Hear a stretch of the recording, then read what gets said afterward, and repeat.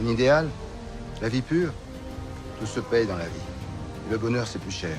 J'ai la certitude de découvrir quelque chose d'inconnu, d'extraordinaire. Plus simple. On a l'impression qu'il a bénéficié d'une petite chance. Vous avez été voir un chaman. Alors, pour que vous allez nous raconter, est-ce qu'en même temps, il n'a pas influé pour qu'il y ait une espèce de chance sur le film? J'espère, j'y crois moi à ça. J'y crois je suis sûr qu'on avait une bonne étoile. J'en suis certain. J'en suis certain parce que quand j'y repense aujourd'hui, je ne sais pas si je referais la même chose et si j'emmènerais autant de monde derrière moi, sachant les risques que c'est. En reprenant un peu de recul, je me dis que quand même on est passé entre les gouttes. Il y aurait pu être des choses très graves qui auraient pu arriver. Heureusement, rien n'est arrivé sur le tournage. Mais oui, ce chaman, c'était plus de la méthode Coué presque. C'était de se dire qu'on avait tout mis, toutes les chances de notre côté, on ne pouvait pas faire mieux. Voilà. Et qu'à ce moment-là, quand on se rattache et qu'on est en forêt, le soir, le moindre détail positif nous donne de la force pour faire la journée du lendemain, quoi. Donc quand on sait qu'on va avoir sous vide un pantalon de jogging avec un t-shirt sec et qu'on a passé toute la journée dans l'eau et qu'on est trempé et qu'on sait qu'on va juste enfiler le soir des affaires non humides. Non humides. Mais c'est comme si vous mangiez du caviar tous les soirs. C'était Byzance, c'était incroyable. Et bien ça, moi, c'était dans la journée, c'est ce qui me faisait tenir. Et je sais que ça faisait tenir toute l'équipe, de savoir que le soir, on allait être sec. Alors, dites-moi l'anecdote de ce chaman. Alors, l'anecdote de ce chaman, on est avec Stani. Il s'appelle Midaï déjà. Midaï, qui est le nom du personnage qui a rencontré Maufray. On va le voir à ce moment-là parce qu'on pense que c'est lui qui a vraiment. Non, parce qu'on pense vraiment que c'est lui qui a rencontré Maufray. Et on le fait parler. Bon, évidemment, ça se passe dans une salle du village qui n'est pas chez lui parce qu'il pense qu'on est suivi par des esprits et qu'on amène tous nos mauvais esprits d'Europe. Et il a sûrement pas tort parce qu'il y en a sûrement plein derrière nous. Et quelquefois, on se sent un peu plus lourd chaque jour, donc on a besoin de lester un peu les choses, enfin de délester plutôt des choses. Et du coup, voilà, il nous met du rhum, il fait quelques incantations. Et il nous fait parler, voilà, il nous demande il nous protège, Stani et moi, et il me demande ce qui est important, et je lui ai demandé de protéger l'équipe technique, parce que mon plus grand souhait en numéro 1, c'était de ramener tout le monde en bonne santé, sain et sauf. En numéro 2, de ramener le film, mais d'abord de ramener les gens. Et voilà, il nous a donné confiance en ça, il nous a dit qu'il n'y aurait pas de problème, et c'est vrai qu'il n'y a pas eu de problème, personne n'a été malade, tout le monde a eu à un moment donné, voilà, des problèmes, à un moment donné ça arrive toujours, mais on n'a pas eu de problème grave, et ça c'était important.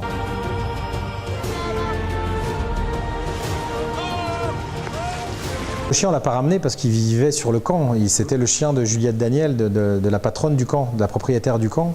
Donc Chabine en fait, qui était donc une femelle, a été mordue par un serpent durant le tournage à mes pieds.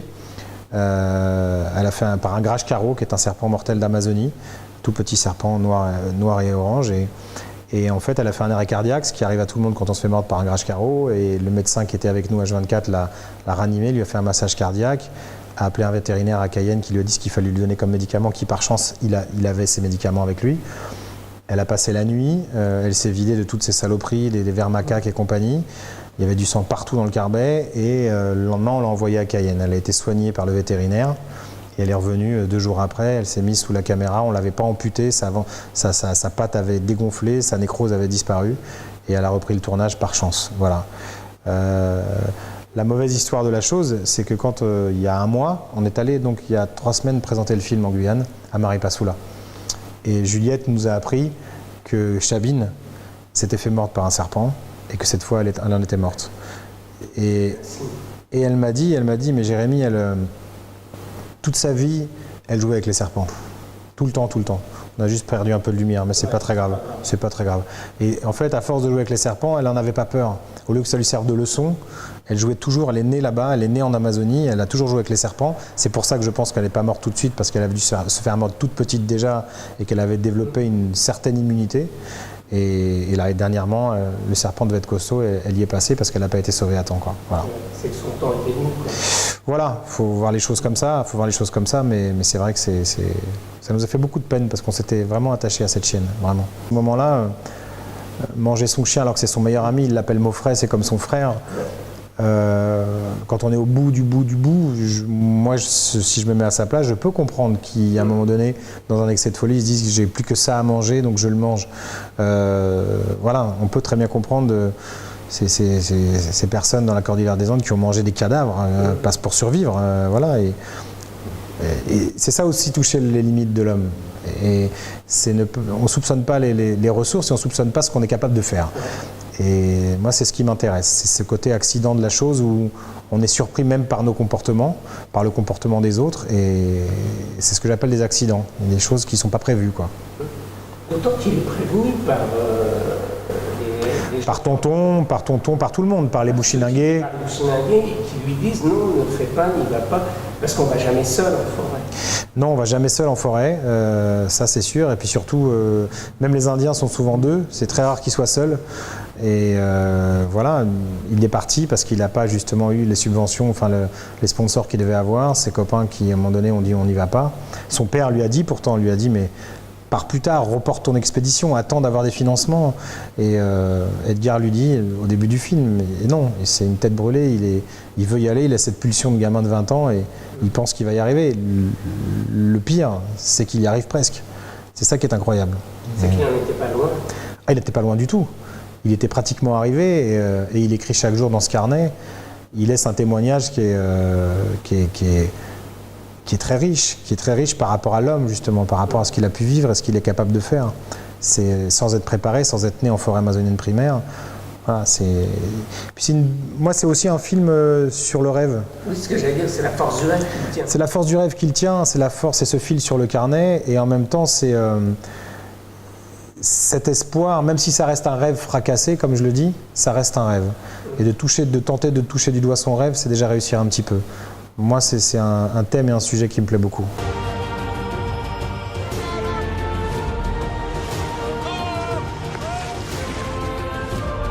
Je reviendrai.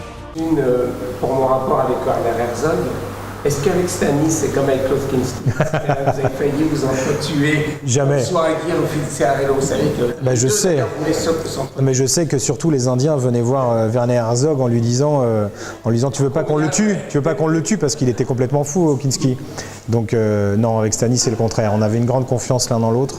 On a vraiment écrit ensemble, on a porté le projet ensemble. Donc c'était l'opposé de la relation Kinski-Herzog, vraiment. Je serai là dans 6 mois.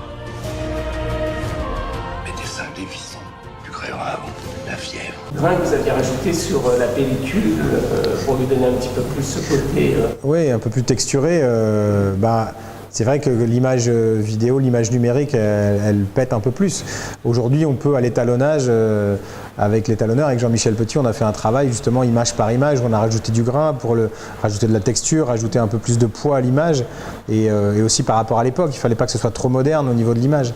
Voilà, et que ça pète pas trop, donc on a fait un gros travail en post-production avec Jean-Michel. En même temps, le lieu... le même d'une époque à l'autre, on va dire. Le short est le même, la pirogue est la même, le fleuve est le même et la forêt est la même. Donc ça, c'est en ça que ce film, pour moi, n'est pas à la mode et ne sera pas démodé. Non. Et ça, je suis assez content de ça, parce que c'est pas évident aujourd'hui de ne pas être démodé la semaine d'après, le jour d'après sa sortie, l'heure d'après sa sortie. Donc voilà, il a été fait dans cet esprit-là aussi. Il y a quand même un travail de reconstitution. On dit toujours que c'est pas facile à faire. Et que ça demande même plus de moyens. C'est pas facile parce que l'époque, c'est vrai que ça coûte plus cher de travailler sur des sujets d'époque, mais... Les sacs à dos de l'époque. Oui, voilà. Là, on se rend compte aussi qu'aujourd'hui, combien on a de facilité. Oui, tout à fait, tout à fait. Et c'est vrai qu'on avait une équipe d'éco avec Pierre-François Limboche formidable.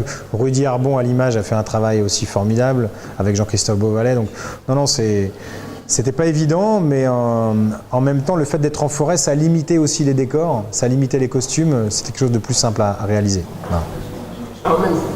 C'est à la fois jusqu'au bout du rêve, mais c'est aussi un travail d'initiation, sauf que lui conduit non pas à la vie et à sublimer sa vie après, oui. Il conduit à la mort, mais ça, il ne le sait pas.